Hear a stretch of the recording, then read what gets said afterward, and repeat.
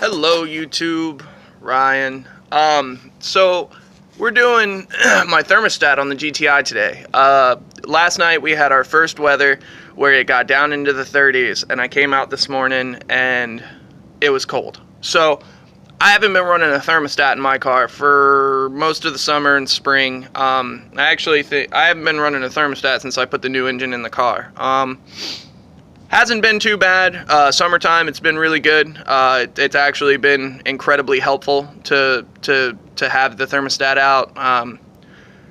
90-degree days, it's nice to be able to get on the interstate and have the temp gauge go down, which really helped with my air conditioning. It helped with power in general.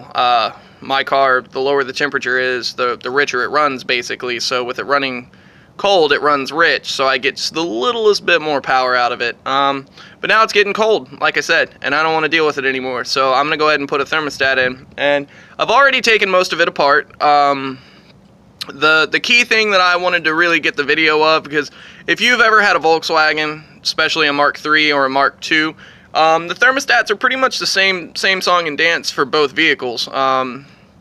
So it's not incredibly hard to do, but my thing is, I have seen people try to put it in wrong, and I just wanted to, I just wanted to do a quick little snippet of what I'm doing, and the basic gist of it.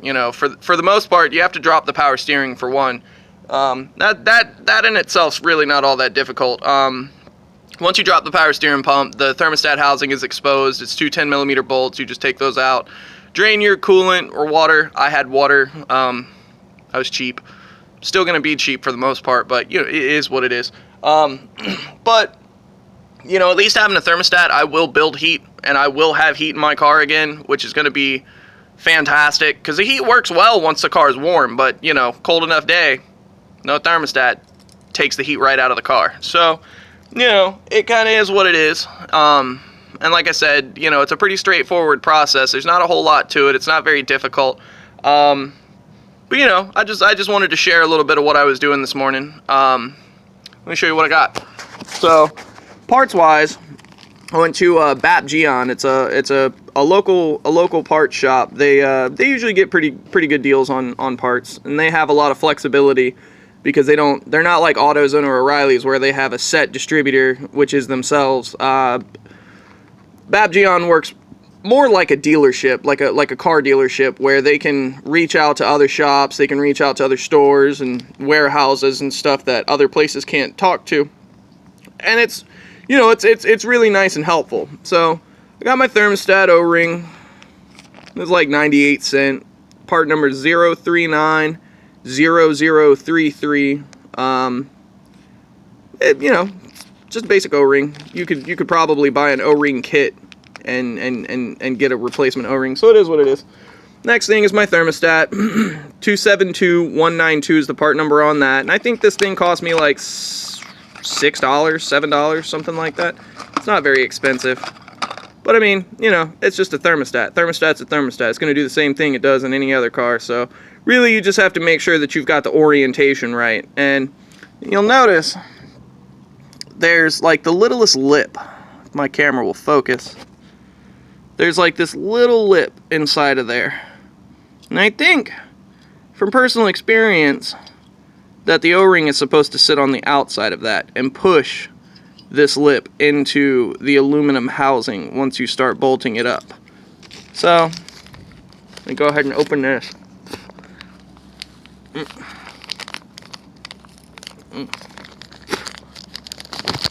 Use those teeth. Works for days. Alright, so, got your thermostat.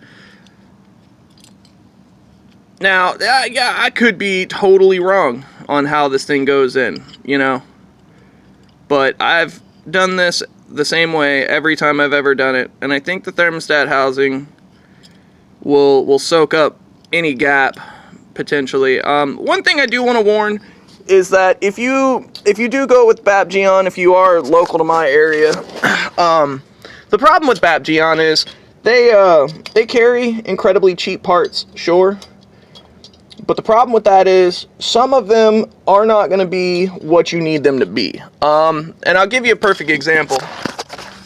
Most times when you do a thermostat, you want to replace your housing. You know, Volkswagens are notorious for any plastic component to be brittle, fragile, you know, just break to pieces. I am going to reuse the OEM one because the last one that I purchased that was not OEM was Euro parts, and it leaked. And it leaked its ass off, and that was actually why the car never ended up having a thermostat in it to begin with. But basically, scoot this bucket over real quick. Meh. Alright, so you take your thermostat,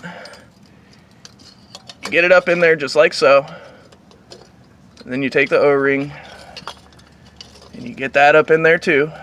You know, if you do it just right, and you got a good quality O-ring, you should actually be able to get that to stay up in there a little bit.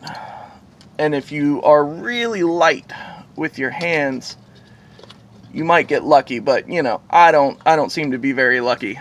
It could be raining pussy outside. I'd walk outside and get hit with a dick. So my luck is incredible in the sense that it's fucking terrible. Throw all this trash away.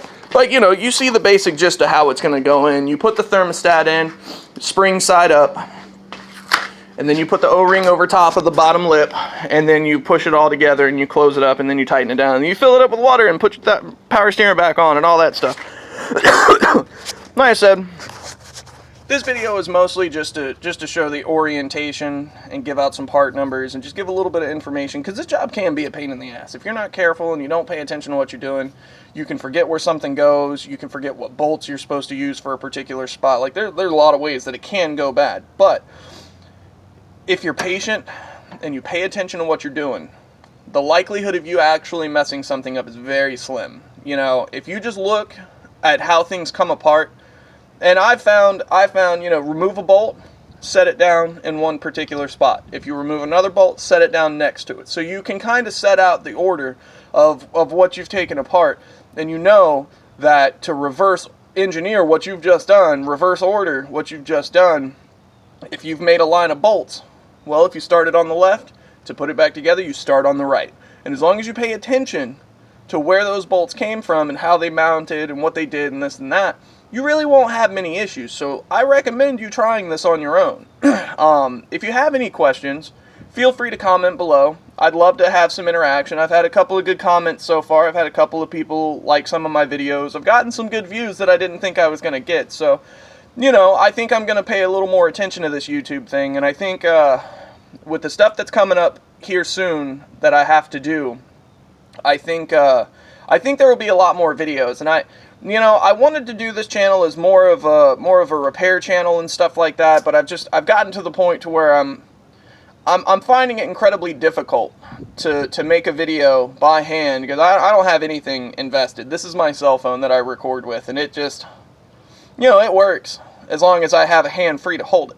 But if I don't have a hand free to hold it, I have to pause, which ruins the video, which, you know, if my screen shuts off, it like navigates away from me taking a video, so I have to start another video, and it just, you know, it's incredibly inconvenient.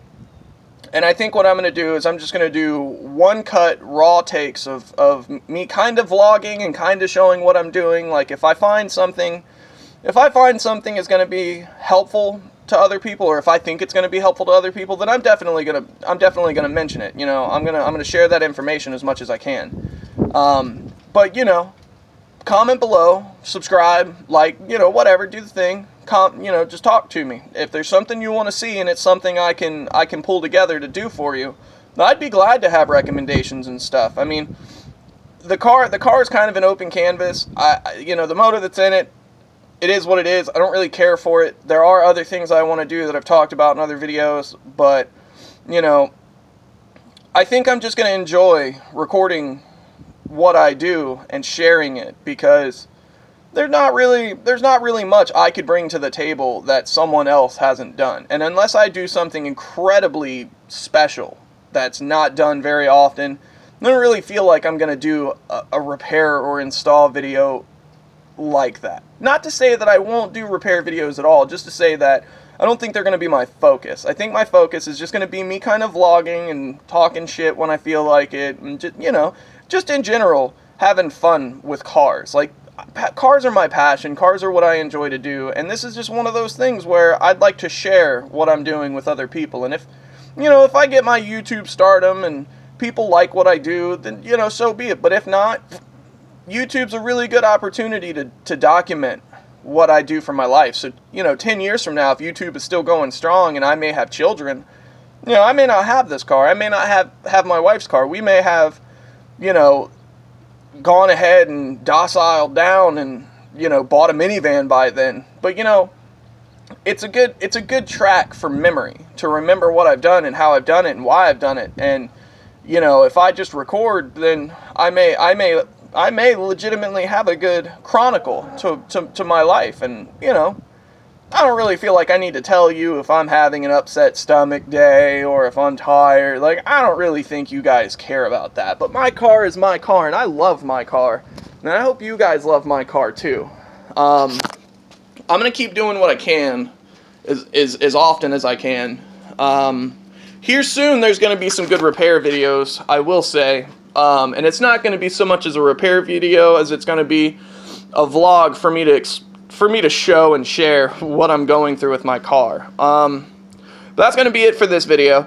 Like I said, comment, like, subscribe, share your thoughts with me. Tell me what you want to see on the car, and if it's something that I feel I like or want to do, I'll try and do it, you know.